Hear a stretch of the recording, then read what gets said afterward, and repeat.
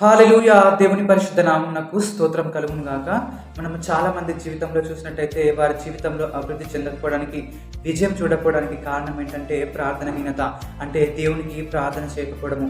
ఒక వ్యక్తి జీవితంలో ప్రార్థనకు ఆటంకాలను మనం చూసినట్టయితే కుటుంబాలు సరిగా లేకపోవడం అండి. కుటుంబంలో గొడవల వలన వారికి ప్రార్థనకు ఆటంకం కలుగుతుంది. భోగేచ్చల వలన అంటే వారు దేవుణ్ణి వాళ్ళ సెల్ఫిష్ రిజర్వేషమే అడిగి అది దేవుడు దయచేయకపోవడం వలన అది వారి ప్రార్థనకు ఆటంకంగా మిగిలిపోతుంది.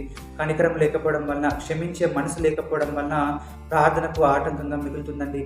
ఇంకా దేవునికి కాకుండా వారు వేరే వాటికి అంటే వారి ఉద్యోగానికో లేకుంటే ఇంకా వేరే వాటికి ప్రాధాన్యతనిచ్చడం వలన వారి ప్రార్థనకు అది ఆటంకంగా మిగిలిపోతుందండి.